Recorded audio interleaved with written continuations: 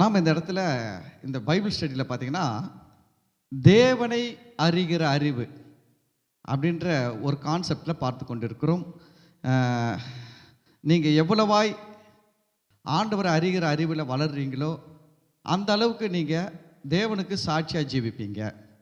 நீங்கள் தேவனை அறிகிற அறிவு எந்த அளவுக்கு உங்களுக்கு இருக்குதோ அதை அடிப்படையில் தான் நீங்கள் தேவனுக்காக உங்கள் வாழ்க்கையே வாழ்வீங்க.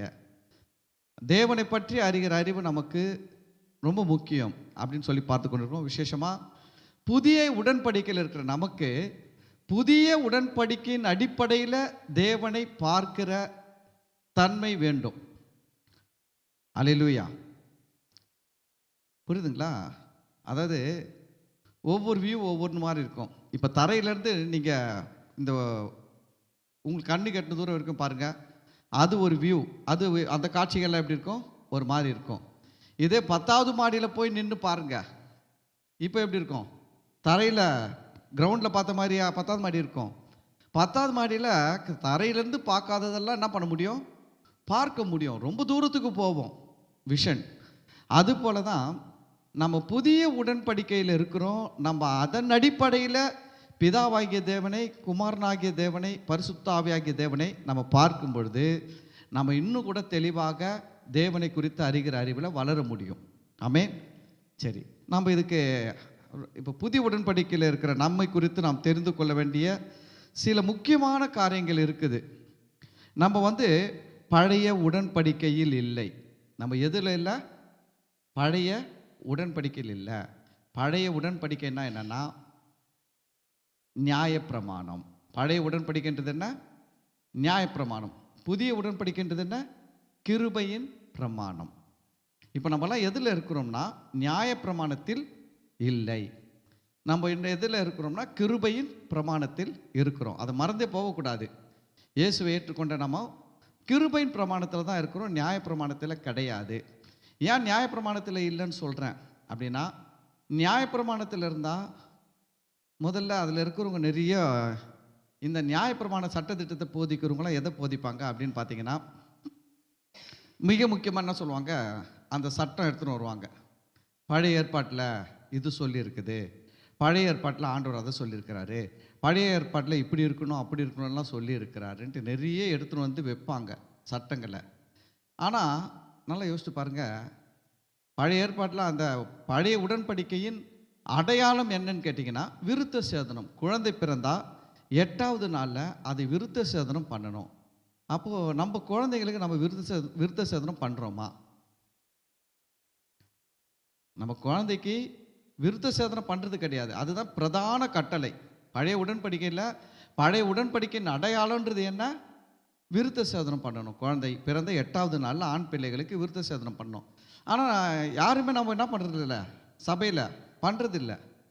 ஆனால் அந்த கட்டளையெல்லாம் கை கொள்ளணும்னு மட்டும் நம்ம என்ன பண்ணுறோம்? பிரயாசப்படுறோம், முயற்சி எடுக்கிறோம். பழைய ஏற்பாட்டில் இப்படி சொல்லியிருக்குது, பழைய ஏற்பாட்டில் அப்படி சொல்லணும், அப்படி இருக்கணும், இப்படி இருக்கணும்ன்ட்டு. ஆனால் எல்லாமே செஞ்சால் தான் கரெக்டு. ஏதாவது ஒன்றில் நம்ம செய்யலைன்னா கூட பைபிள் சொல்லுது, ஒன்றிலே தவறினாலும் கூட எல்லாவற்றிலும் தவறுகிறோம் பழைய உடன்படிக்கையில். ஆனால் புதிய உடன்படிக்கை அப்படி கிடையாது. புதிய உடன்படிக்கையில் சுயாதீனம் நமக்கு என்ன கொடுக்கப்பட்டிருக்குது? சுயாதீனம். சுயாதீனன்றது ஒரு பெரிய விடுதலை கொடுத்துருக்கிறார் ஆண்டவர். பழைய உடன்படிக்கையில் பார்த்தீங்கன்னா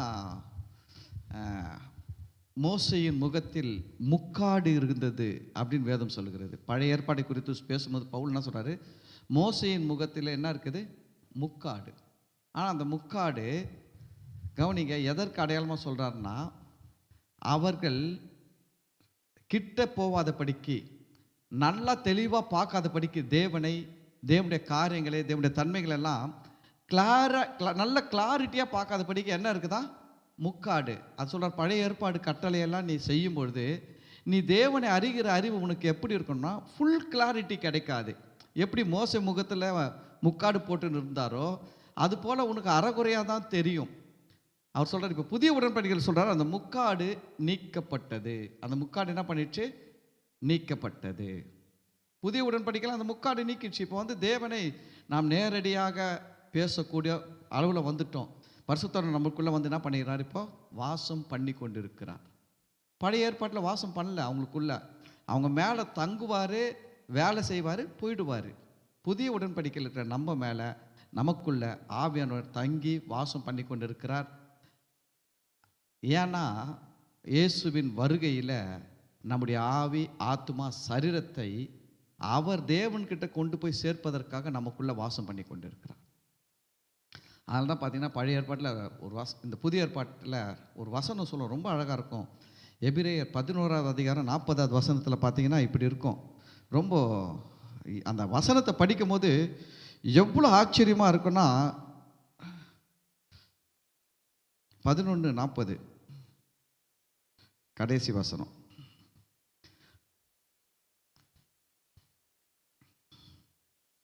அவர்கள் என்ன தொடங்குது? அவர்கள்ன்றது யாரு? கவனிங்க, ஆதாம்லேருந்து தொடங்குது. அவர்கள்ன்றது எதுலேருந்து தொடங்குது? ஆதாம்லேருந்து இயேசு சிலுவையில் மரிச்ச வரைக்கும் பிதாவாகிய தேவனை வணங்கினவர்களை குறிக்கிறது. அவர்கள்ன்றது யாரை குறிக்குது? ஆதாம்லேருந்து தொடங்கி ஆதாம், அதுக்கு பின்னாடி நோவா, அதுக்கு பின்னாடி ஆபிரகாம், அதுக்கு பின்னாடி ஆபிரகாமுக்கு அப்புறம் ஈசாக்கு, யாக்கோபு, அப்படியே வந்தீங்கன்னா அதுக்கு பிறகு மோசே, யோசுவா, சாமுவேல், புரியுதுங்களா? அப்புறம் சிம்சோன், எப்தா, தாவீது, சாலமோன், இப்படி லைனாக எல்லா ராஜாக்கள், எல்லா தீர்க்கதரிசிகள், ஏசாயா, எரேமியா, எசேக்கியேல், தானியேல், ஓசியா, இப்படி எல்லா தீர்க்கதரிசிகளையும் இந்த வேத வசனத்தில் இந்த இடத்துல சொல்லுது அவர்கள்னா பழைய உடன்படிக்கையில் பிதாவாகிய தேவனை வணங்குகிற மக்கள், வணங்குகிற பரிசுத்தவான்கள், வணங்கின தீர்க்கதரிசிகள், எல்லாரையும் இந்த இடத்துல கொண்டு வராரு. அவர்கள் நம்மை அல்லாமல், யார் இல்லாம? நம்மைனா யாரை சொல்றாரு? நம்மளை தான் சொல்றாரு. இயேசு கிறிஸ்துவை ஏற்றுக்கொண்ட நம்மை அல்லாமல் பூரணராகாதபடிக்கு. நம்ம இல்லைன்னா அந்த பழைய ஏற்பாட்டில் இருக்கிற எலியா பர்ஃபெக்ட் ஆக முடியாது, எலிசா பர்ஃபெக்ட் ஆக முடியாது, மோசே பர்ஃபெக்ட் ஆக முடியாது, அவங்க பூரணம் அடைய முடியாதான். யார் இல்லாம? நம்மளாம் அவ்வளோ பெரிய ஆளா? நம்மளாம் அவ்வளோ பெரிய ஆளா? இல்லை இல்லை. இது என்னன்னா, இயேசு கிறிஸ்துவுக்குள். இயேசு கிறிஸ்து இல்லைன்னா நம்மளாம் ஒன்றுமே கிடையாது. இயேசு கிறிஸ்துவை நம்ம ஏற்றுக்கொள்ளனா நம்மளாம் ஒன்றுமே கிடையாது, பைசாக்கு பிரயோஜனம் கிடையாது. ஆனால் இயேசுவை ஏற்றுக்கொண்டதுனால இப்போ நமக்கு ஒரு கிருபை, ஒரு ஸ்லாக்கியம் கொடுக்கப்பட்டிருக்கிறது. அது என்னன்னா, பழைய ஏற்பாட்டில் இருக்கிற பெரிய பெரிய பரிசுத்தவான்கள், பெரிய பெரிய தீர்க்கதரிசிகள் எல்லாரும், அவர்கள் எல்லாரும் நம்மை அல்லாமல் பூரணராகாதபடிக்கு விசேஷித்த நன்மையானதொன்றை தேவன் நமக்கென்று முன்னதாக நியமித்திருந்தார். சரிங்களா? இந்த உலகமே நம்முடைய ரட்சிப்புக்காக, நம்முடைய காரியங்களுக்காக நம்ம பெற்றிருக்கிற ரட்சிப்பு, நம்ம பெற்றிருக்கிற விடுதலை, மீட்பு, இதுக்காக இந்த உலகமே ரொம்ப பிரயாசப்பட்டுச்சான். சகல சர்வ சிருஷ்டிகளும் ஏங்கி தவிச்சதான். இயேசு கிறிஸ்து மூலமாக இந்த உலகத்துக்கு ரட்சிப்பு வரணும், மக்கள் ரட்சிக்கப்படணும், மக்கள்லாம் ஏற்றுக்கணுன்றதுக்காக சர்வ சிருஷ்டியை என்ன பண்ணுறதா? ஏங்கி தவித்ததான். இப்போ இங்கே பாருங்க, பெரிய பெரிய பரிசுத்தவான்கள் தான், ஆனால் அவர்கள் நம்மை அல்லாமல் விசேஷித்த நன்மையானதொன்றை, பூரணராகாதபடிக்கு விசேஷித்த நன்மையானதொன்றை தேவன் நமக்கென்று முன்னதாக நியமித்திருந்தார். அப்படின்னா என்னென்னா, அவங்களாம் எவ்வளோதான் செஞ்சாலும் கொண்டாலும் அவங்க எப்போ அவங்க லைஃப்பில் ஒரு நிம்மதி பெருமூச்சு விடுவாங்கன்னா, நம்ம ரட்சிக்கப்பட்ட இயேசு கிறிஸ்து மூலமாக ரட்சிக்கப்பட்டவர்கள் போன பிறகு தான். நம்மலாம் இப்போ பரலோகத்துக்கு போன பிறகு தான் அவங்களுக்கு பர்ஃபெக்ஷனே கிடைக்கும். நம்ம போகலன்னா அவங்களுக்கு என்ன கிடைக்காது? பூரணராக ஆக முடியாது. அவங்களுக்கு நிறைய கிடைக்கவே கிடைக்காது. நம்ம அதை மறந்து போகக்கூடாது. நிறைய விஷயத்தில் பார்த்திங்கன்னா, நம்ம இயேசுவை வணங்குறதுக்கு ரொம்ப நேரத்தில் என்ன யோசிக்கணும்னா, இன்னமும் 10 எல்லாம் அந்த மதத்தில் அந்த சாமி வணங்குறாங்க, இந்த மதத்தில் இந்த சாமி வணங்குறாங்க, அதுபோல் நம்ம இயேசு சாமி வணங்குறோம்னு நினைக்கிறோம். இல்லை, நம்ம ஆண்டவர் நம்ம விசேஷித்த விதமாக தெரிந்து கொண்டு இருக்கிறார். நம்மலாம் உண்மையில சொல்கிறோம், பெரிய ஆளுங்க. நீங்கள் யோசித்து பாருங்க, பேதுரு, யோவான், யாக்கோபு, 12 சீஷர்கள் இருந்தாங்க இயேசுநாதர்கிட்ட. அவங்க வந்து இயேசுநாதர்கிட்ட ஒரு கேள்வி கேட்டாங்க. என்ன கேட்டாங்க தெரியுங்களா? ஆண்டவரே, நாங்கள் எல்லாவற்றையும் விட்டு உம்மை பின்பற்றினோமே, எங்களுக்கு என்ன கிடைக்கும்? கேட்டாங்களா கேட்கலீங்களா? கேட்டாங்க. 12 சீஷர்கள் வந்து இயேசுநாதர்கிட்ட கேட்டாங்க, இதோ நாங்கள் எல்லாவற்றையும் விட்டுட்டு யாரை பின்பற்றி வந்தோம்? உங்களை பின்பற்றி வந்தோமே, எங்களுக்கு என்ன கிடைக்கும் கேட்டாங்கங்க. அப்போ இயேசு என்ன சொன்னார் தெரியுங்களா? இஸ்ரவேலின் 12 கோத்திரங்களை நீங்கள் நியாயம் தீர்ப்பீங்க. ஹலோ, இஸ்ரவேலின் 12 கோத்திரத்தை யார் நியாயம் தீர்ப்பாங்களாம்? பேதுரு, யோவான், யாக்கோபு, அந்திரேயா, பிலிப்பு, பர்தலோமேயு, சின்ன யாக்கோபு, இப்படி 12 அப்போஸ்தலர்கள் எதை நியாயம் தீர்ப்பாங்களாம்? இஸ்ரவேலின் 12 கோத்திரம். 12 கோத்திரத்தில் இருக்கிறவங்களாம் ஆள்லாம் பெரிய பெரிய ஆளுங்க, சாதாரணமான ஆட்கள் கிடையாது. இஸ்ரவேலின் கோத்திரத்தில், லேவி கோத்திரத்தில் பார்த்தீங்கன்னா பிரதான ஆசாரியராக இருந்திருக்கிறாங்க. எவ்வளோ ஆளுங்க இருக்கிறாங்க. யூதா கோத்திரம் இருக்குது, பென்யமின் கோத்திரம் இருக்குது. புரியுதுங்களா? எவ்வளோ கோத்திரங்கள். 12 கோத்திரத்தை யார் நியாயம் தீர்ப்பாங்களா? அப்போஸ்தலர்கள். இயேசுவின் 12 அப்போஸ்தலர்கள் நியாயம் தீர்ப்பாங்களாம். அப்போ யோசிச்சு பாருங்க. அந்த காலத்தில் பார்த்தீங்கன்னா, இயேசுவின் காலத்திலே பார்த்தீங்கன்னா பிரதான ஆசாரியன், வேதபாரகர்கள், பரிசேயர்கள், நியாய சாஸ்திரிகள், பெரிய பெரிய ஆள்லாம் இருந்தாங்க. பெரிய பெரிய ஆளுங்க. மக்கள் யாருக்கு ரொம்ப முக்கியத்துவம் கொடுத்தாங்க தெரியுங்களா? அந்த சடங்காச்சாரத்தை ஃபாலோ பண்ணுற, கற்றுக் கொடுக்குற அந்த பிரதான ஆசிரியர்கள். பிரதான ஆசிரியர் பார்த்தீங்கன்னா ஒரு தனி மதிப்பு அவருக்கு. மக்கள் மத்தியில் செல்வாக்கு. வேத பாரகர்களுக்கு மக்கள் மத்தியில் செல்வாக்கு. இவங்களுக்கெல்லாம் பெரிய செல்வாக்கு இருந்துச்சு. ஆனால் இவங்கள விட பெரிய செல்வாக்கு ஆனாலெல்லாம் இருக்கிறாங்க. இப்போ யூதா கோத்திரம் எடுத்தீங்கன்னு வச்சுக்கிங்களேன், அதில் யார் யார் இருக்கிறாரு? தாவீது, சாலமோனு. புரியுதுங்களா? இது போல பல மக்கள், பெரிய பெரிய ஆளுங்க இருக்கிறாங்க. பென்யமின் கோத்திரத்தை எடுத்தீங்கன்னா யோசேப்பு, சவுலு, இப்படி பல பேர் இருக்கிறாங்க. புரியுதுங்களா? அப்போ ஒவ்வொரு கோத்திரங்களை எடுத்தீங்கன்னா 12 கோத்திரத்தில் பெரிய பெரிய ஆள்லாம் இருக்கிறாங்கங்க. ஆனால் இவ்வளோ பெரிய பெரிய ஆட்கள், அவ்வளோ பெரிய மக்களையும் யார் நியாயத்தை இருப்பாங்களா? 12 அப்போஸ்தலர்கள். இவங்கன்னா அவ்வளோ பெரிய ஆளா அப்படின்னா, இவங்க ஒன்றும் பெரிய ஆளே கிடையாதுங்க. இவங்க செஞ்சது என்ன தெரியுங்களா? இயேசுவை பின்பற்றினார்கள், அவ்வளோதான். இவங்களுக்கு ஏன் இவ்வளோ பெரிய செல்வாக்கு, இவ்வளோ பெரிய பவர், இவ்வளோ பெரிய அதிகாரம் எப்படி கிடைச்சிது? இயேசுவை ஃபாலோ பண்ணது தான். இயேசு அதை தான் சொன்னார். எவ்வளோ பெரிய பெரிய தீர்க்கதரிசிகள், பெரிய பெரிய ஆட்கள் எல்லாம் என் நாட்களை காண வேண்டும் என்று ஆசையாக இருந்தார்கள். ஆனால் அவங்களுக்கெல்லாம் அந்த பாக்கியம் கிடைக்கல. சீஷர்களை பார்த்து சொன்னார், உங்களுக்கு கிடைச்சி இருக்குது. எவ்வளோ பெரிய நாட்களை காண வேண்டும் என்று, என்னுடைய செயல்களை எல்லாம் பார்க்கணுன்ட்டு தீர்க்கதரிசிகள் என்ன பண்ணியிருந்தாங்களாம்? ஆர்வமாக காத்து கொண்டிருந்தாங்க. ஆனால் அவங்களுக்கெல்லாம் கிடைக்கலங்க அந்த கிருபை. சீடர்களாக்கி இந்த 12 பேருக்கு கிடைச்சிது. இவங்க யார்? பெரிய ஆள் கிடையாது, மீன் பிடிக்கிறவங்க. 12 பேரில் நிறைய பேர் யார்? மீன் பிடிக்கிறவங்க. அதில் ஒருத்தர் வந்து தீவிரவாதி, அதில் ஒருத்தர் பில்டரு, கன்ஸ்ட்ரக்ஷன் பண்ணுறவர், ஒருத்தர் திராட்சை ரசம் பண்ணுறவர், இப்படி நிறைய பலதரப்பட்ட வேலை செய்கிறவங்க. இவங்கெல்லாம் பெரிய அப்படியே மதவாதிகள் கிடையாது. ஆனால் இன் கிரைஸ்ட், இயேசு கிறிஸ்துக்குள்ளே வரும்போது நமக்கு தேவன் வைத்திருக்கிற காரியங்கள்லாம் மகா பெருசு. அதனால்தான் எபிரேயர் 11:40 என்ன சொல்லுது? அவர்கள் நம்மை அல்லாமல் பூரணராகாத படிக்கு. அப்படின்னா பாருங்க, நம்ம ஒன்றும் பெரிய ஆள் கிடையாதுங்க. நமக்கு ஒரு கிருபை தேவன் என்ன கொடுத்துருமா? இயேசுவை ஏற்றுக்கொண்டோம், அவ்வளோதான். அதனால் நமக்கு நிறைய இந்த உலகத்திலையும் நன்மைகள் இருக்கிறது. இதற்கு பின் வருகிற ஆவிக்குரிய உலகத்திலையும் நமக்கு பெரிய காரியங்களை தேவன் நமக்கென்று வச்சிருக்கிறார். அதனால நான் சொல்கிறேன், ஆண்டவரை வணங்குறதுக்கு நம்ம சந்தோஷப்படணும். தேவனுக்கு சமூகத்தில் ஜெபிக்கிறதுக்கு சந்தோஷமாக இருக்கணும். தேவனுக்காக வாழ்கிறதுல சந்தோஷமாக இருக்கணும். நம்ம வந்து ஏதோ 10ல் 11 அப்படிப்பட்ட சாமியை கும்பிடலங்க. இவரே மெய்யான தேவனும் நித்திய ஜீவனுமாக இருக்கிறார். இயேசுவை குறித்து யோவான் சொல்றார், இவரே மெய்யான தேவனும் நித்திய ஜீவனுமாக இருக்கிறார். அப்படிப்பட்ட ஒரு தெய்வத்தை நம்ம வணங்குறோம். நம்ம அதனால நல்ல வைராக்கியமாக இருக்கணும். நம்ம ஆண்டவருக்காக நல்லா வாழணும். நம்முடைய லைஃப்பில் நல்ல ஆத்துமாதாயம் பண்ணணும். நம்மளால் முடிஞ்ச ஊழியத்தை தேவனுக்காக செய்யணும். புரியுதுங்களா? உலகத்தில் பாருங்கள், பல இயக்கங்களுக்காக வாழ்கிறாங்க. இந்த கம்யூனிஸ்ட் கட்சியில் வாழ்கிறவனை பாருங்கள், நான் பார்த்துக்கிறேன். எவ்வளோ ஒர்க் பண்ணுறாங்க தெரியுங்களா? கம்யூனிஸ்ட் கட்சியில்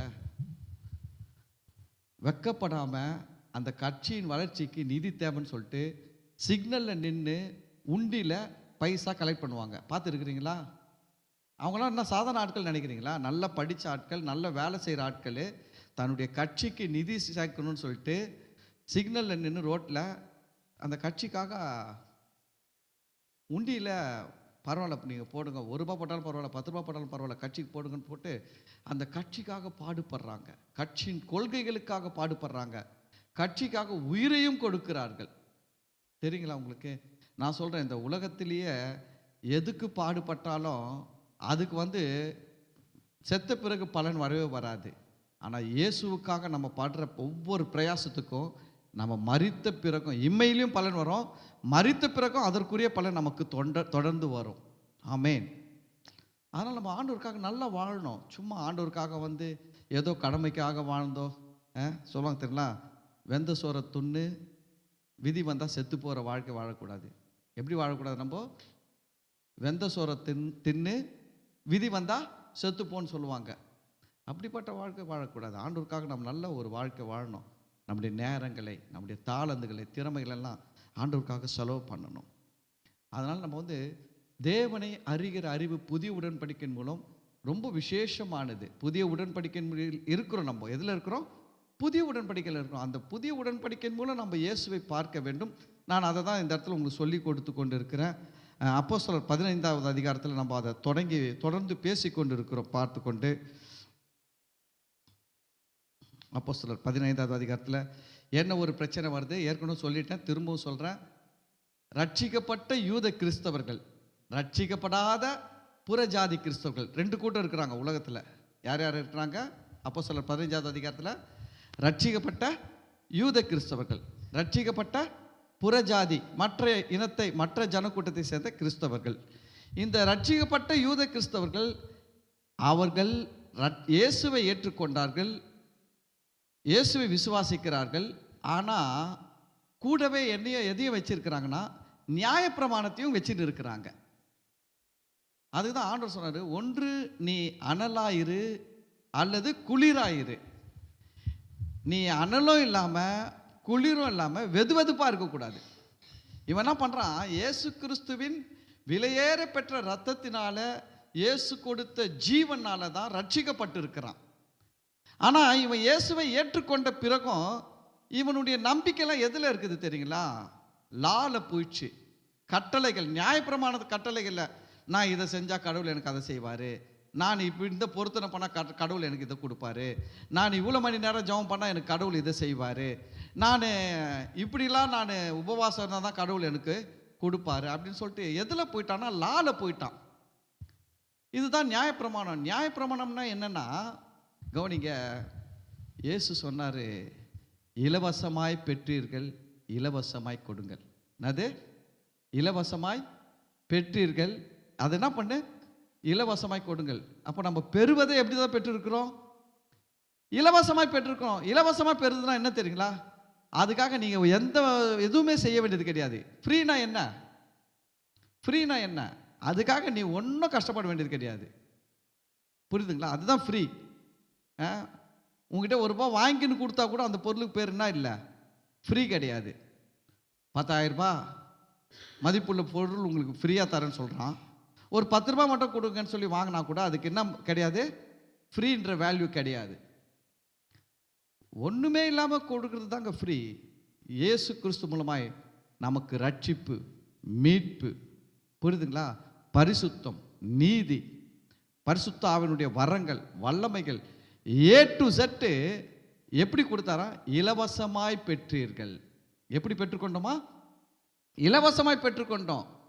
ஆனால் இப்போ இவங்க என்ன பண்ணிட்டாங்கன்னா, இலவசமாய் பெற்றுக்கொண்டாலும் அந்த தேவனுடைய அந்த கிருபையை இவர்கள் என்ன பண்ணிட்டாங்க? மறந்துட்டு இவங்க எதில் போயிட்டாங்கன்னா, இப்போ சட்டத்தில் போயிட்டாங்க. சட்டத்தில் போய் உக்காந்துக்கின்னு, நான் இன்னைக்கு எழுந்திரிச்சு இதெல்லாம் பண்ணால் தான் கடவுள் எனக்கு செய்வார், நான் இதெல்லாம் பண்ணலைன்னா கடவுள் எனக்கு எப்படிங்க செய்வார், நான் இப்படிலாம் இருந்தால் தாங்க கடவுள் எனக்கு செய்வார், இப்படிலாம் இல்லைன்னா கடவுள் எனக்கு எப்படி செய்வார் அப்படின்னு சொல்லிட்டு எதில் போயிட்டாங்கன்னா, நியாயப்பிரமாணத்தில் போயிட்டாங்க இந்த யூத கிறிஸ்தவர்கள். கர்த்தருக்கு ஸ்தோத்திரம். ஆனால் இந்த புறஜாதி கிறிஸ்தவர்களுக்கு நியாயப்பிரமாணம்னா என்னென்னு தெரியாது. இவனுக்கு என்னென்னு தெரியாது? நியாயப்பிரமாணம்னா என்னென்னு தெரியாது. இவன் ஏற்றுக்குனா நல்ல ஜம்முன்னு இயேசுவை கும்பிட்றான், சந்தோஷமாக இருக்கலாம். ஏன்னா அவன் வந்து ஏற்கனவே பல சாமி கும்பிட்டு இருக்கிறான். அந்த சாமி கண்ணை நோண்டிடும், காலை ஓடிச்சிடும், தலையை ஓடிச்சிடும் சொல்லி அவனை பல பயமுறுத்தி வச்சுருந்தாங்க. இங்கே வரும்போது ஐயோ இவர் கர்த்தர் நல்லவர், உனக்கு அதெல்லாம் ஒன்றும் இல்லை, அவர் உன்னை அடிக்க மாட்டார், உன்னை வாழ வைக்கிறதுக்காக உயிரை கொடுத்துருக்கிற தெய்வம் அப்படின்னு உடனே இவனுக்கு ஒரே சந்தோஷமாயிடுச்சு. இவன் ஒரே பாட்டு பாடுறான், கர்த்தர் நல்லவர் துதியுங்கள் அவருக்கு வேண்டும்ன்ட்டு. இங்கேருந்து இவன் எட்டி பார்க்குறான். எட்டி பார்த்தா நம்மளால் அப்படி துதிக்க முடியல, நம்மளால் சந்தோஷமாக இருக்க முடியல. நம்ம ஒரே போராட்டம் பண்ணி, நம்ம பரிசுத்தத்துக்கே என்ன பண்ணின்னு இருக்கிறோம், பரிசுத்தமாக வாழ்கிறதுக்கு பயங்கர போராட்டம் பண்ணின்னு இருக்கிறோம்.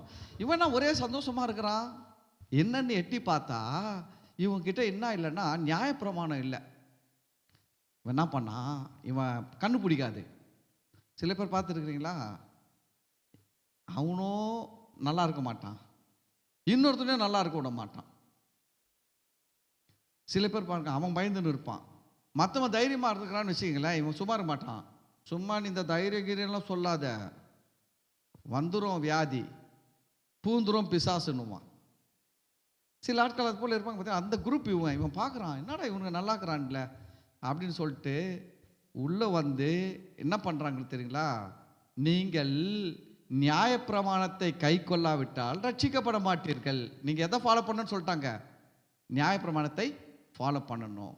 இப்போ இதுக்கு தான் பெரிய சண்டை நடக்குது. நடக்கும்போது தான் பவுலுக்காக நான் ஆண்டவருக்கு நன்றி சொல்கிறேங்க. உண்மையில் பவுல் ஒரு நல்ல ஒரு நியாயப்பிரமாணத்தில் ஊறின தேறின பரிசேயன்.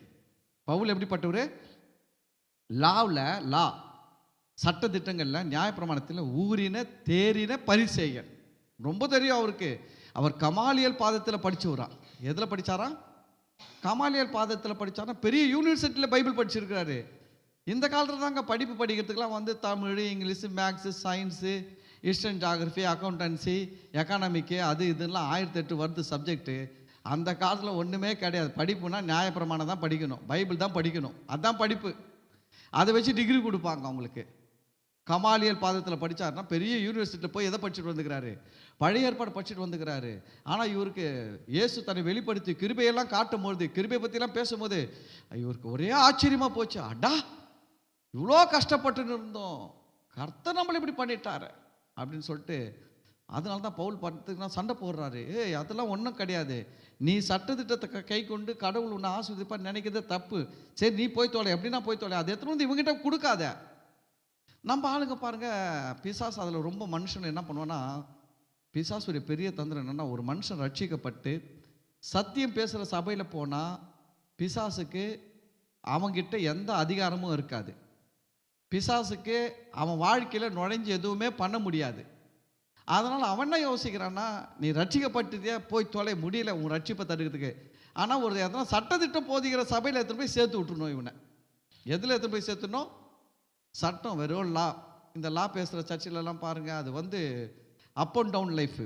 லா நியாயப்பிரமாணத்தின்படி நம்ம வாழ ஆரம்பித்தோம்னா, நம்ம நியாயப்பிரமாணத்தின்படி வாழும்போது நம்ம லைஃப்பில் நல்ல ஒரு growth இருக்காது, முன்னேற்றம் இருக்காது. ஆவிக்குரிய வாழ்க்கையிலும் சரி, சரீர சுகத்திலும் சரி, பொருளாதாரத்திலும் சரி, எல்லா விஷயத்திலும் ஒரு முன்னேற்றம் இருக்காது. அப் அண்ட் டவுன் இருக்கும். கொஞ்ச நாள் நல்லா இருப்பாங்க, கொஞ்ச நாள் ஸ்லோவாக போயிடுவாங்க, கொஞ்ச நாள் நல்லா இருப்பாங்க, கொஞ்ச நாள் கீழே போயிடுவாங்க, மாறி மாறி வரும். ஏன்னா பிரமாணன்றது அப்படி தான். பிரமாணத்தை ஃபாலோ பண்ணால் நம்மளால் 2 நாள் நல்லா பிரமாணத்தை கீழ்ப்படிய முடியும், 2 நாளைக்கு கீழ்ப்பட முடியாது. திருப்பி 2 நாள் கீழ்ப்படிவோம், திருப்பி 2 நாள் கீழ்ப்படிய மாட்டோம். இப்படி தான் போவோம் பிரமாண லைஃபு. ஆனால் கிருபைன்றது என்னன்னு கேட்டிங்கன்னா, இயேசுவின் மேலே வைக்கிற நம்பிக்கையில் போகிற லைஃபு. கிருபைன்றது என்னென்னா, நம்ம செயல் மேலே வச்சு போகிற லைஃபு கிடையாது, இயேசுவின் செயல் மேலே நம்பிக்கை வச்சு போகிற லைஃப் தான் கிருபையின் வாழ்வு.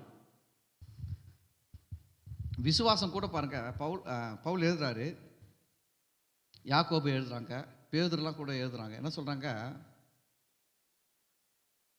விசுவாசம் எப்படி வேலை செய்யும்னா, நல் மனசாட்சியின் அடிப்படையில் விசுவாசம் வேலை செய்யுமா.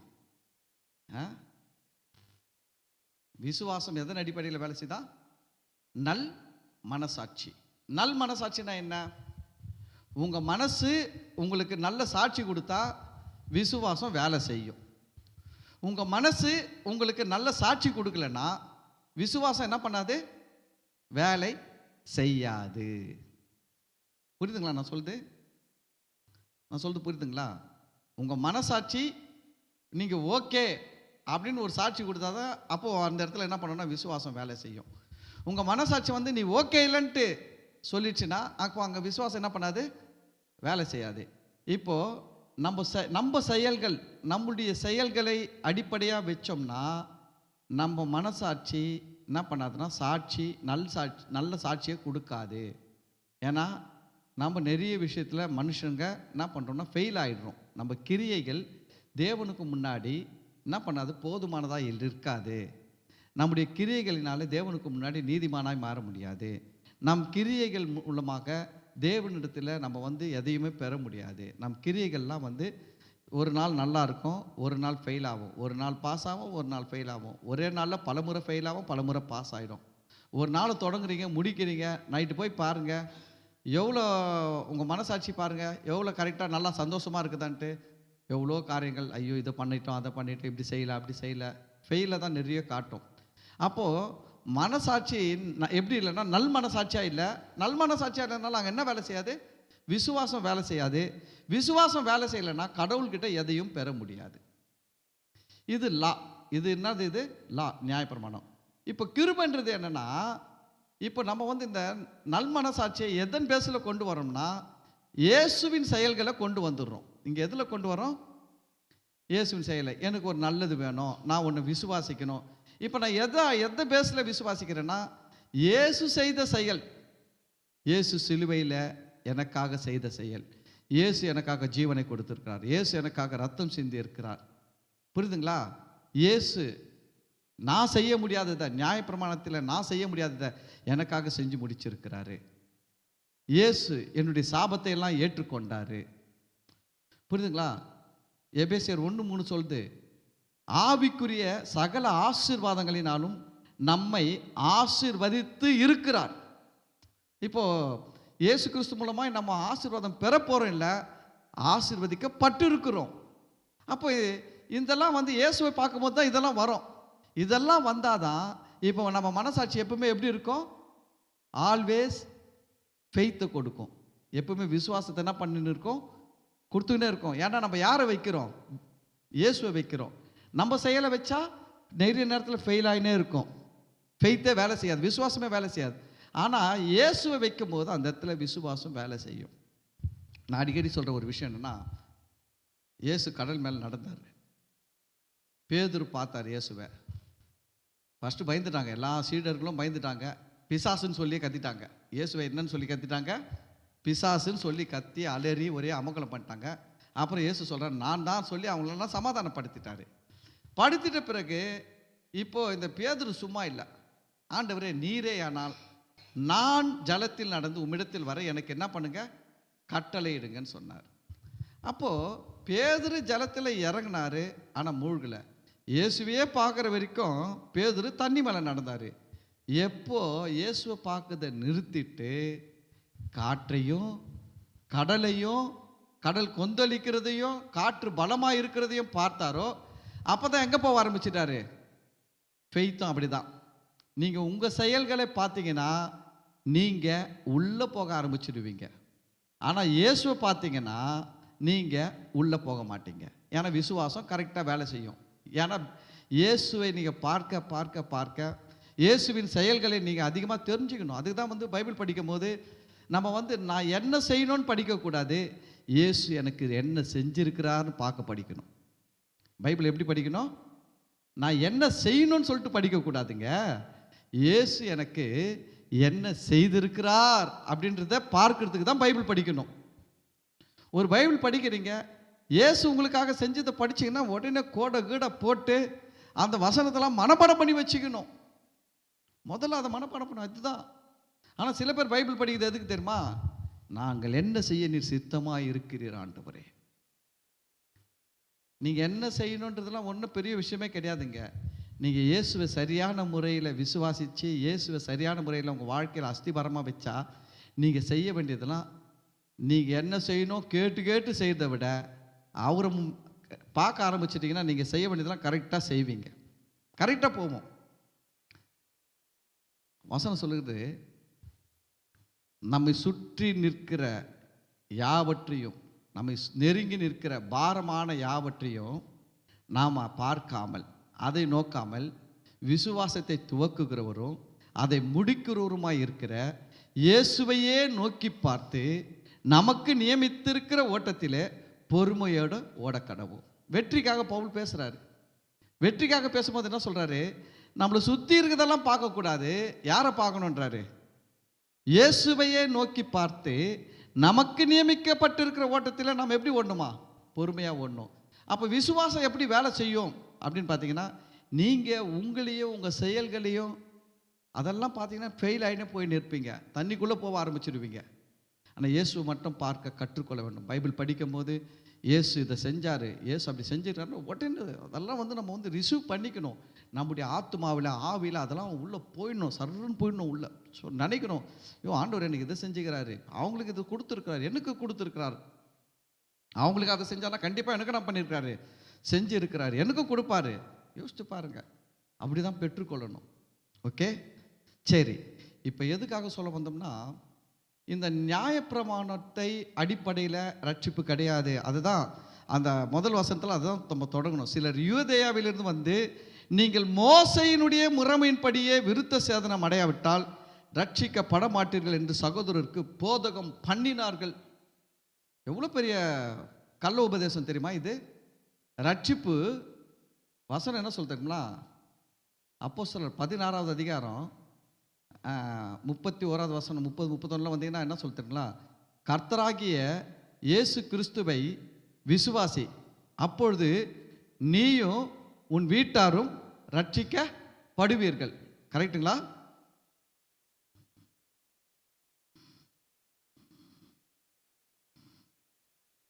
31 பாருங்க, 30வது வசனம் பாருங்க. அவர்களை வெளியே அழைத்து வந்து, ஆண்டவமாரே ரட்சிக்கப்படுவதற்கு நான் என்ன செய்ய வேண்டும் என்றான். நல்ல காலம். இதை கேட்டவன் யார்கிட்ட கேட்டான்னா அப்போஸ்தலனாகிய பவுல் கிட்ட கேட்டான். ரட்சிக்கப்பட்ட யூதர்கிட்ட கேட்டது என்ன சொல்லியிருப்பாங்க? 15:1 சொல்லிருப்பாங்க. 15:1 என்ன சொல்றாங்க? நீங்கள் மோசையின் முறைமையின்படியே விருத்த சேதனம் அடையாவிட்டால் ரட்சிக்கப்பட மாட்டீர்கள். இது யாரு? ரட்சிக்கப்பட்ட யூதர்கள் சொல்றது. இந்த ரட்சிக்கப்பட்ட இந்த யூதர் குரூப்பில் தான் யார் யார் இருக்கிறாங்க தெரியுங்களா? யாக்கோபு, யோவான், பேதுரு, அந்திரேயா, எல்லாமே இதில் தான் இருக்குது. ஆனால் இதில் இல்லாத ஒரு ஆள் யாருக்கு தெரியுங்களா? அப்போஸ்தலனாகிய பவுல். அவங்க கிட்ட கேட்டால் அவங்க என்ன சொல்லுவாங்க? ரட்சிக்கப்படணும்னா ஆண்டவமாரே நாங்கள் ரட்சிக்கப்படுவதற்கு என்ன செய்யணும்னு கேட்டால் ரட்சிக்கப்பட்ட யூத கிறிஸ்தவர்கள் என்ன சொல்லுவாங்க? நீங்கள் மோசையின் முறைமையின்படி செய்ய வேண்டும், நீங்கள் நியாயப்பிரமாணத்தை கை கொள்ள வேண்டும், அப்போதான் ரட்சிக்கப்படுவீர்கள் சொல்லுவாங்க. ஆனால் அப்போஸ்தலனாகிய பவுல் கிட்ட கேட்குறாங்க, ஆண்டவமாரே நாங்கள் ரட்சிக்கப்படுவதற்கு நான் என்ன செய்ய வேண்டும் என்றான். அப்போ பவுல் எவ்வளோ அழகாக சொல்ல பாருங்க. 31 அதற்கு அவர்கள் கர்த்தராகிய இயேசு கிறிஸ்துவை விசுவாசி. என்ன பண்ண சொல்றாரு? அவன் கஷ்டமாக்கிட்டான் ரட்சிப்பை. யார்? அவன் யூதர்கள் என்ன பண்ணிட்டாங்க? கஷ்டமாக்கிட்டான். ஆனால் சத்தியம் என்ன பண்ணுதுன்னா, கஷ்டத்திலிருந்து விடுதலை கொடுக்குறது தாங்க சத்தியம். நீங்கள் எங்கன்னா உட்காந்து ஒரு பிரசங்கம் கேட்டு வரும்போது ஒரே பாரத்தோடு வந்தீங்கன்னா அது சத்தியமே கிடையாது. சில பேர் பாரம் பாரம் பாரம் பாரம் இல்லாத கிறிஸ்தவனாக இருக்கக்கூடாது, இப்படியே போதிப்பாங்க. நீ ஒரு கிறிஸ்தவன் என்றால் உனக்குள்ள ஒரு பாரம் இருக்க வேண்டும். உனக்குள்ள பாரம் இல்லைன்னா நீ என்ன கிறிஸ்தவன்? இயேசு சொன்னார், வருத்தப்பட்டு பாரம் சுமக்கிறவர்களே நீங்கள் எல்லாரும் என்னிடத்தில் வாருங்கள், நான் உங்களுக்கு இன்னும் கொஞ்சம் பாரத்தை ஏற்றி விடுகிறேன். அப்படியே சொன்னார். அப்படியே சொன்னார். இவங்க எப்படி கூப்பிடுவாங்கன்னா, எல்லாம் எங்ககிட்ட வாங்க, பாரம் இல்லாமல் இருக்கிறீங்களா, எங்ககிட்ட வாங்க, நாங்கள் பாரத்தை ஏற்றி விடுவோம். எப்படி பாரத்தை ஏற்றி விடுவோம்? பாரு, அந்த ஊரில் இவ்வளோ பேர் சாவுறான், இந்த ஊரில் இவ்வளோ பேர் சாவுறான், அந்த ஊரில் இவ்வளோ பேர் ரட்சிக்கப்படல, புள்ளி விவரம்லாம் கொடுத்து இந்த ஊரில் இவ்வளோ பேர் ரட்சிக்கப்படல, இப்படி உலகமே இப்படி போயின்னு இருக்குது. நீ மட்டும் நல்லா இருக்கலாமா? நல்ல சாப்பாடு எப்படி சாப்பிடலாம்? நல்ல துணி எப்படி உடுத்தலாம்? நீ எப்படி நல்லா இருக்கலாம்? உனக்குள்ள ஒரு பாரம் வேணாவா அப்படின்னு சொல்லிட்டு பாரத்தை ஏற்றி விட்டு இன்னைக்கு கிறிஸ்தவங்களாம் பாருங்க ஒரே பாரத்தில் போயின்னுக்கிறாங்க. இயேசு எப்படின்னு கூப்பிட்டாரு, வருத்தப்பட்டு பாரம் சுமக்கிறவர்களே நீங்கள் எல்லாரும் என்னிடத்தில் வாருங்கள், நான் உங்களுக்கு பாரத்தை கொடுப்பேன்னு சொல்ல, இளைப்பாறுதலை தருவேன். மத்தேயு 11:28-29 அப்படிதான் சொல்றாரு. வருத்தப்பட்டு பாரம் சுமக்கிறவர்களே நீங்கள் எல்லாரும் என்னிடத்தில் வாருங்கள், நான் உங்களுக்கு என்ன பண்ணுவேன்றாரு? இளைப்பாறுதல். அப்போ இயேசு கிறிஸ்து மூலமாய் நமக்கு என்ன வந்திருக்குது? இளைப்பாறுதல். ஆனால் இந்த மோசையின் பிரமாணம் என்ன சொல்லும் தெரியுமா? நீ இளைப்பாறுதல் இருக்கிறியா? தப்பு. பாரத்தை ஏற்றிக்கோ. பாரமாக இருக்கணும் எப்பவுமே. உன் முகம் எப்பவுமே எப்படி இருக்கணும்? களஞ்சியமாக இருக்கக்கூடாது, சிரிச்ச மூஞ்சா இருக்கக்கூடாது. உன் மூஞ்சியில் எப்பவுமே ஒரு துக்கம் இருக்கணும். வசனம் எடுப்பாங்க. எரேமியா சொல்வார், என் தலை தண்ணீரும் என் கண்கள் கண்ணீருமானால் எனக்கு நலமாக இருக்கும். அதை எடுத்துகிட்டு வந்து இங்கே கொடுப்பாங்கங்க. எரேமியா எப்படி சொல்லிக்கிறார் பார், என் தலை தண்ணீரும் என் கண்கள் கண்ணீருமானால் நலமாக இருக்குன்ட்டு நீ பள்ளக்காட்டின்னு இருக்கிற. நீ என்ன ஒரு விசுவாசி? உனக்கு ஒரு பாரம் இருக்குதா? நீ ஒரு ஆவிக்குரியவனா? ஆவிக்குரியவனா அவங்க என்ன சொல்றாங்க தெரியுங்களா? நீ எப்பவுமே கவலையும் கண்ணீரும் கம்பளியுமா இருந்தால் தான் நீ ஆவிக்குரியவன். நீ சந்தோஷமா இருந்தா நீ ஆவிக்குரியவன் இல்லைன்னுறாங்க. இயேசு சொன்னாரு, வருத்தப்பட்டு பாரம் சுமக்கிறவர்களே நீங்கள் எல்லாரும் என்னிடத்தில் வாருங்கள், நான் என்ன பண்ணுவேன்? உங்களுக்கு இளைப்பாறுதல் தருவேன். யூத கிறிஸ்தவர்கள் சொல்றாங்க, மோசையின் முறைமையின்படி செய்தால் தான் ரட்சிப்பு. ஆனா சத்தியத்தை பேசுற பவுல் சொல்றாரு, கர்த்தராகிய இயேசு கிறிஸ்துவை விசுவாசி. என்ன பண்ணு? கர்த்தராகிய இயேசு கிறிஸ்துவை விசுவாசி, அப்பொழுது நீயும் உன் வீட்டாரும் ரட்சிக்கப்படுவீர்கள். அல்லேலூயா. அப்போ எது சத்தியம்? எது சத்தியம்? இந்த சத்தியத்தை நிலைநிறுத்தத்துக்கு தான் 15 அப்போஸ்தலர் 15 பெரிய சண்டையே நடக்குது. அப்போஸ்தலர் 15 என்ன நடக்குது? சண்டையே நடக்குது. ஏன்னா சத்தியத்தை பேசுகிற பவுலுக்கும் மதத்தை பேசுகிற யூதர்களுக்கும், ரட்சிக்கப்பட்ட யூதர்கள் ரட்சிக்கப்பட்டுட்டான், இயேசுவை ஏற்றுக்கணும், இயேசுவை விசுவாசிக்கிறான். ஆனால் இப்போ அவன் எதில் போயிட்டானா, லால போய் உக்காந்துருக்கிறான். நான் இதை செஞ்சாதான் கடவுள் எனக்கு அதை செய்வார், ரட்சிக்கப்படணும்னா மோசையின் பிரமாணத்தை கை கொள்ளணும், மோசையின் பிரமாணத்தில் அவன் இஷ்டத்துக்கே எடுத்து பேசுவான். அதுக்கு முடிவே இருக்காதுங்க. இயேசு ஜபத்துக்கு எப்படி இயேசு யார் ஜபத்துக்கு பதில் தருவான்னு தொடங்குவான். ஃபர்ஸ்ட் முறை சொல்லுவான், 5 மணிக்கு ஜபிக்கிறவங்களுக்கு பதில் தருவார். இன்னொரு ஆள் வந்து சொல்லுவாங்க, இல்லை 5 இல்லை 4 மணின்னுவார். அப்புறம் இன்னொருத்தர் வருவார், 4 மணி இல்லை 3 மணின்னுவார். அப்புறம் இன்னொருத்தர் வருவார், 3 மணிலாம் கூட கிடையாது, 12 மணிக்கு ஜெபம் பண்ணுறவங்களுக்கு தான் பதில் தருவார். இதுக்கு அளவே கிடையாது, இது போயினே இருக்கும். அப்புறம் 12 மணிக்கு ஜெபம் பண்ணுறோம், அதுக்கு இன்னொருத்தர் உள்ள நுழைஞ்சு சொல்லுவார், 12 மணி பத்தாது, 12 மணிலேருந்து நீ எவ்வளோ நேரம் பண்ண, அது ஒரு கணக்கு இருக்குது. இப்படியே எடுத்துகிட்டு வந்து அதுக்கு இந்த லாக்கு வந்து என்ன கிடையாதுன்னா லாக்கே கிடையாது. லாவுக்கு என்ன கிடையாது? லாக்கே கிடையாது. அது பாட்டு போயின்னு இருக்கும் இஷ்டத்துக்கும். ஒன்று ஒன்றா இதெல்லாம் ரொம்ப இதுலேருந்து வந்ததுனால எனக்கு தெரியும். நான் மட்டும் இல்லைங்க, அப்போஸ்தலனாகிய பவுல் என்னை விட அதிகமாக லால இருந்தவர். அதனால அவருக்கு ரொம்ப நல்லா தெரியுது. அதனால தான் அவர் ஃபைட் பண்ணி நிற்கிறார் இவங்க கிட்ட. இவங்க மோசையின் பிரமாணத்தின்படி ரட்சிக்கப்படணும்னா பவுல் சொல்றார், கிடையவே கிடையாது.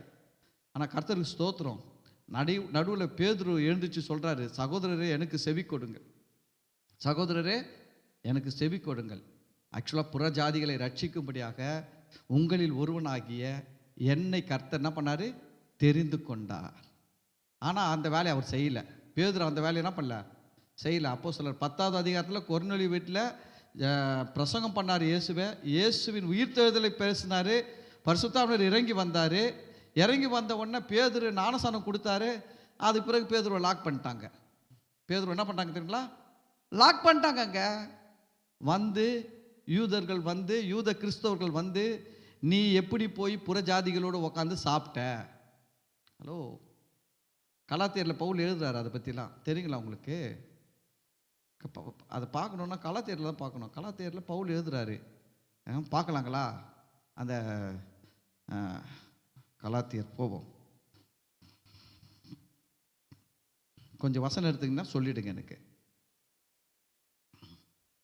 1வது அதிகாரத்தில் வர நினைக்கிறேன்.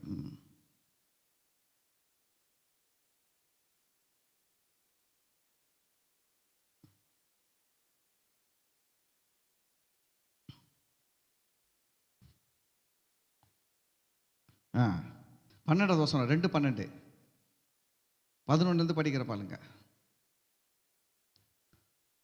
எப்படியெனில் யாக்கோபினிடத்திலிருந்து சிலர் வருவதற்கு முன்னே அவன் புறஜாதியாருடனே சாப்பிட்டான்.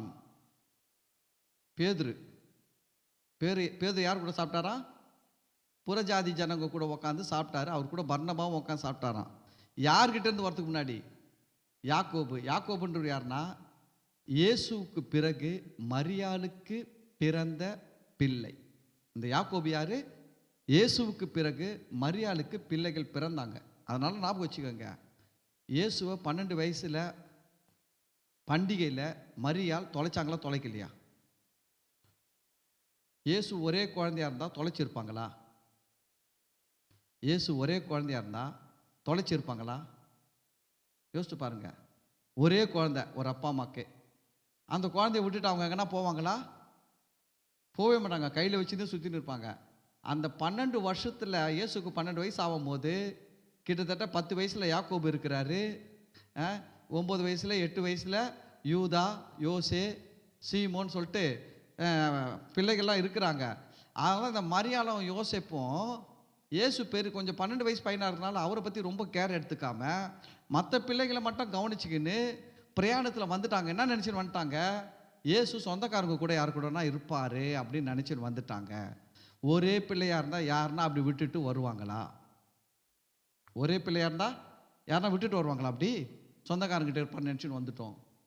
ஒரே பிள்ளையாக இருந்தால் விட்டே இருக்க மாட்டாங்க. ரொம்ப தேடி தேடி என்ன பண்ணுவாங்க தெரியுங்களா? ஒரு செகண்ட் விட மாட்டாங்க. ஐயோ ஒரே குழந்தை எங்கன்னா தொலைஞ்சிட போகிறான், பிடிச்சி வைப்பாங்க. ஆனால் அதுக்கு பிறகு யாக்கோபு, யூதா, யோசே இப்படி நிறைய பிள்ளைகள் பிறந்ததுனால என்ன பண்ணிட்டாங்க தெரியுங்களா? இயேசுவை பெரிய பையன் சொந்தக்காரங்க கூட்டத்தில் எங்கன்னா இருப்பான்னு சொல்லிட்டு விட்டுட்டு வந்துட்டாங்க. அப்போ இயேசுக்கு பின்னாடி நிறைய பேர் பிறந்தாங்க. புரியுதுங்களா? மரியாளுக்கு பிள்ளைகள்லாம் பிறந்தாங்க. அதில் ஒருத்தர் யாருன்னு கேட்டிங்கன்னா இந்த யாக்கோபு. இந்த யாக்கோபு தலைமையில் தான் புதிய எருசலேம் சபை இருக்குது. ஃபஸ்ட்டு பேதுரு தான் இருந்தார். பேதுரு பிடிச்சி சிறைச்சாலையில் அடைச்சி கொல்ல பார்க்குறாரு ஏரோது. தேவதூதன் காப்பாற்றுறாரு. அதுக்கு பிறகு பேதுரு என்ன பண்ணார்னா அந்த இடத்துல இருந்தே எஸ்கேப் ஆகி அந்த எல்லையிலே இல்லை, ஆளை அப்ஸ்காண்ட் ஆகிட்டார், மறைஞ்சிட்டார். கண்மறைவாக போய் ஊழியம் செய்கிறாரு.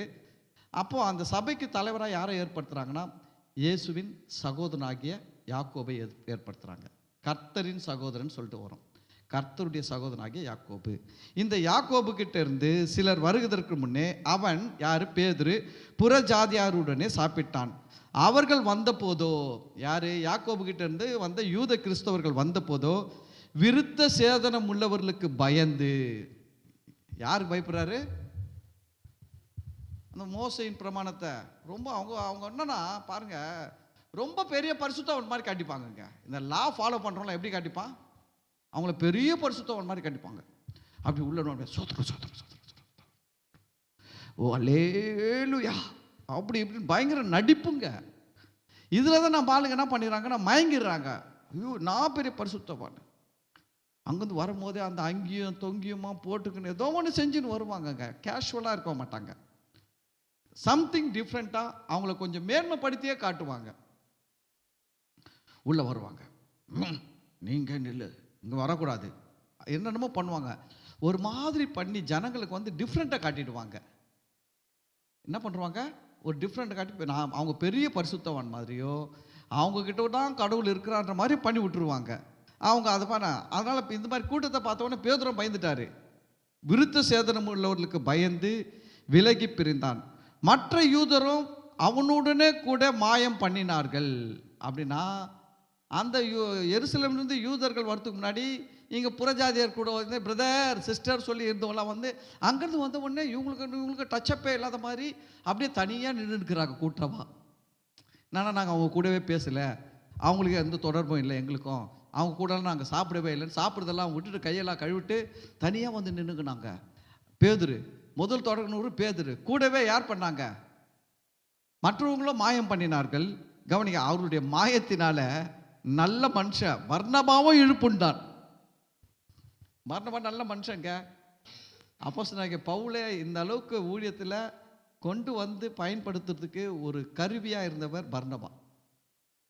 ஆனால் அவர் என்ன பண்ணிட்டாரு? அதில் லாக் ஆயிட்டாரு.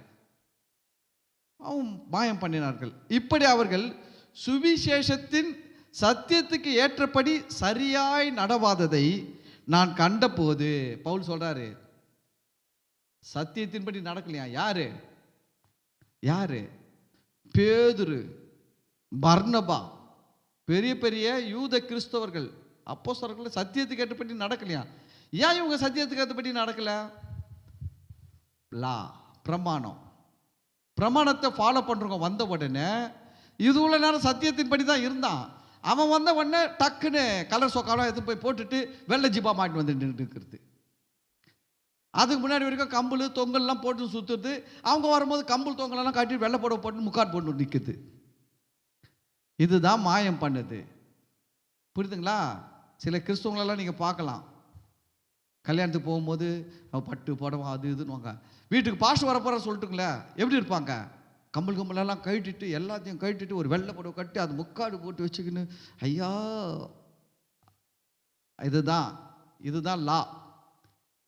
பாஸ்ட் வந்தாலும் கம்பல் தொங்குற கம்பலை போட்டுன்னு நீங்கள் எப்போதும் இருக்க மாதிரி கேஷுவலாக இருந்தீங்கன்னா நீங்கள் சத்தியத்தில் இருக்கிறீங்க. நீங்கள் நடிக்க ஆரம்பித்தாலுமே என்ன பண்ணுறீங்க தெரியுமா? லாவில் போய் மாட்டுறீங்கன்னு அர்த்தம். நடிக்க ஆரம்பித்தாலும் எதில் போய் மாட்டுறோம்? லா, சட்டத்திட்டம், மோசையின் பிரமாணத்தில் போய் மாற்றோன்னு அர்த்தம். இவங்க என்ன பண்ணார் பேதுரு?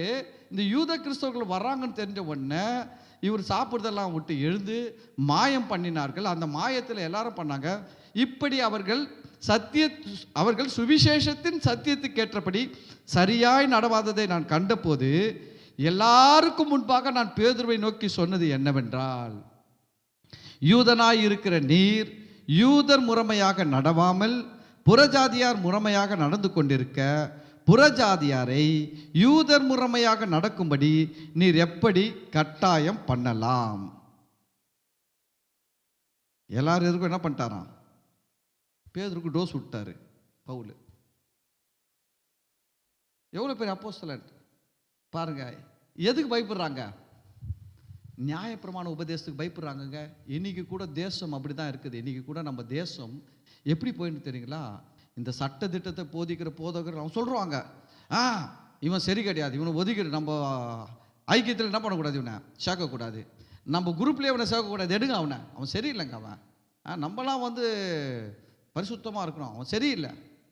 அவங்களுக்கு யார் சரியில்லை? சத்தியத்தை பேசுகிறவங்க சரி கிடையாது. யாருக்கு? லால இருக்கிறவனுக்கு. ஆனால் பவுல் சொல்கிறாரு, அவர்கள் தான் சத்தியத்தின்படி நடவாததை நான் கண்ட போது எல்லாருக்கும் முன்பாக பேதுருவை நோக்கி நான் பேசினேன்.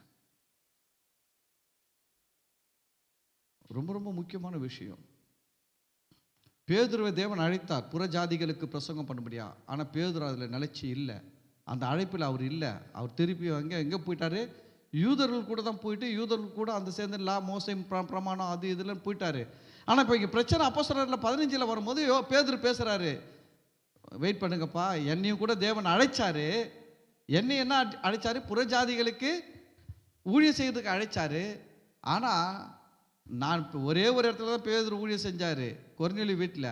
கொர்நேலியு வீட்டில் ஊழியம் செஞ்சவரோடு சரி, அதோட மூட்டை முடிச்ச கட்டிட்டா அந்த பக்கமே புறஜாதிகள் பக்கமே போகல. அதனால்தான் தேவன் பவுலை எடுத்து பயன்படுத்த ஆரம்பித்தார் புறஜாதிகள் மத்தியில். ஆனால் பவுல் புறஜாதிகள் மத்தியில் போனார், அவர் இயேசுவை பற்றி சொல்கிறாரு. புரியுதுங்களா? அப்போ அப்போஸ்தலர் 15 போவோம். அந்த இடத்துல பாருங்க, அப்போஸ்தலர் 15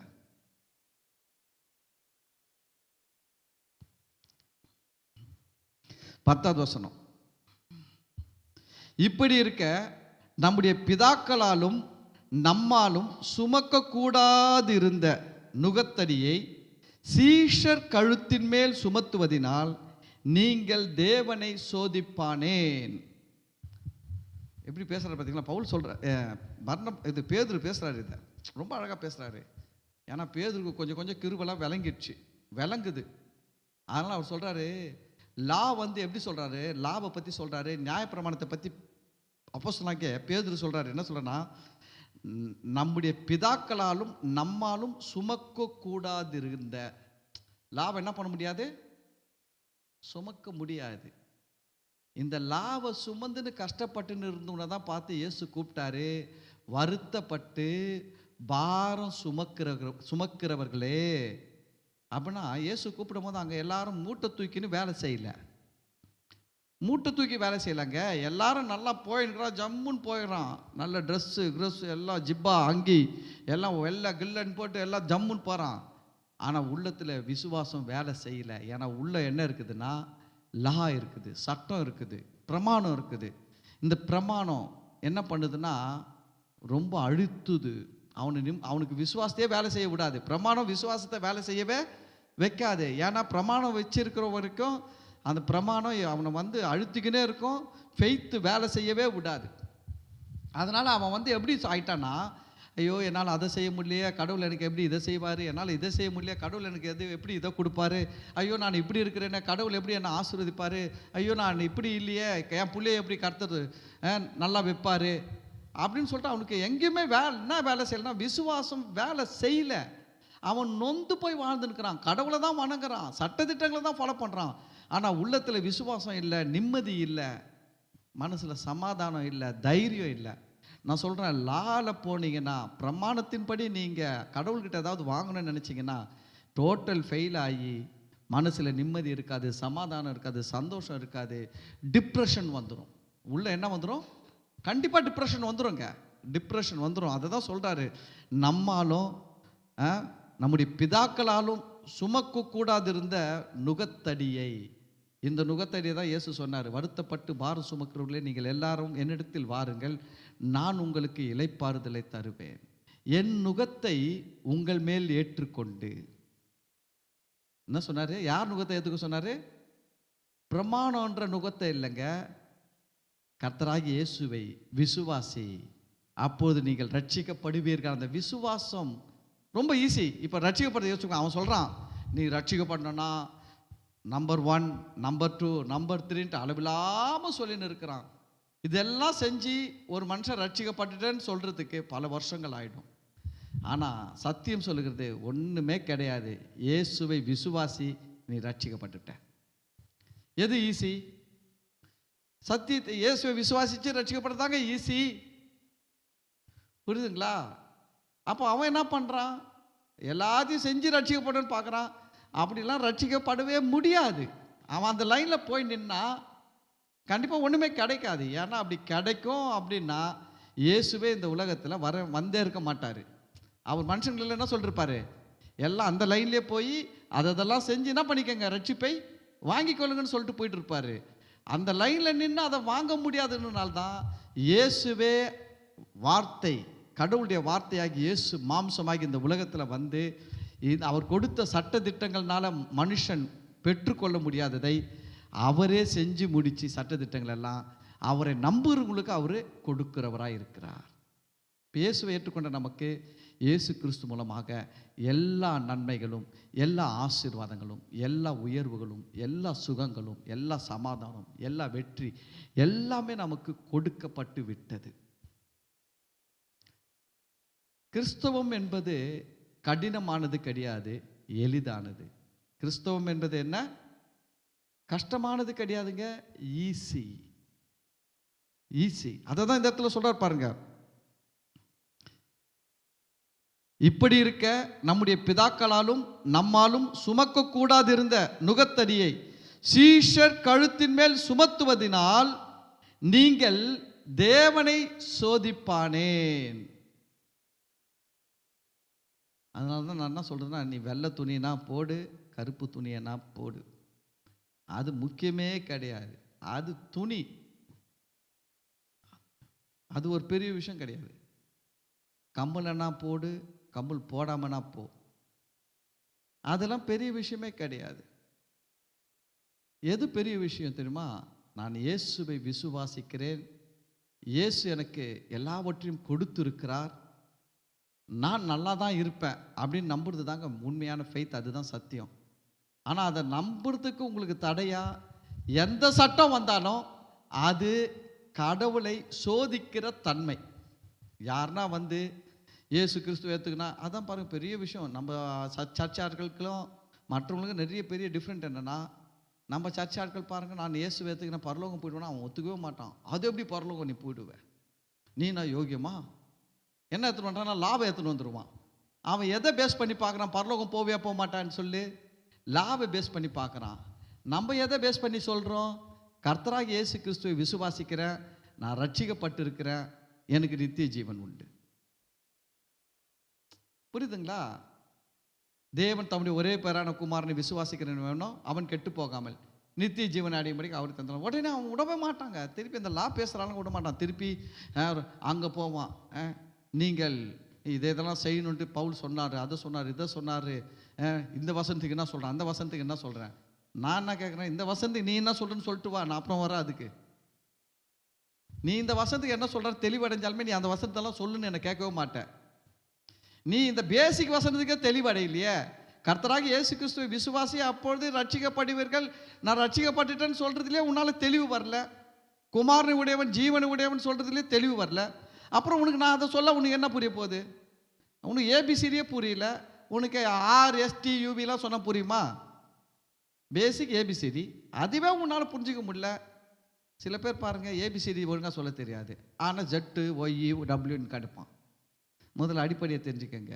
இயேசு கிறிஸ்து மூலமாய் நமக்கு எல்லாமே எளிதாக கொடுக்கப்பட்டிருக்கிறது. சொல்லுங்கள், எப்படி கொடுத்துருக்காரு? ஈஸி. இயேசு வழி, ஈஸி வழி. புரியுதுங்களா? அதனால் நம்ம போய் ரொம்ப கஷ்டப்பட்டு யாருன்னா உங்களை கூப்பிட்டு வா நம்ம நைட்டில் போய் கூப்பிட்டு ஜெபம் பண்ண தான் கர்த்தர் ஒரு அற்புதம் செய்வார், அது கஷ்டமான வழி. இயேசு ஈஸி வழி என்ன தெரியுமா? நீங்கள் ஜெபத்திலே விசுவாசம் உள்ளவர்களாய் எவைகளெல்லாம் கேட்பீர்களோ அவைகளெல்லாம் பெற்றுக்கொண்டோம் என்று விசுவாசிங்கள், அப்பொழுது அவைகளுக்கு உங்களுக்கு உண்டாயிருக்கும். ஈஸி. இயேசு எனக்கு கொடுத்துட்டாருங்க, இயேசு எல்லாமே செஞ்சு முடிச்சிட்டார் அப்படின்றதுல போங்க, கர்த்தர் உங்களை ஆசீர்வதிப்பார். ஆமென். சரி, அப்போ நிறைய விஷயங்கள் இருக்குது. அப்போது நியாயப்பிரமாணத்தின்படி ரட்சிக்கப்படணுன்றது ஒரு கூட்டம். ஆனால் சத்தியம் என்ன சொல்றது? கர்த்தராகிய இயேசு கிறிஸ்துவை விசுவாசி ரட்சிக்கப்படுவீர்கள், இதுதான் சத்தியம்.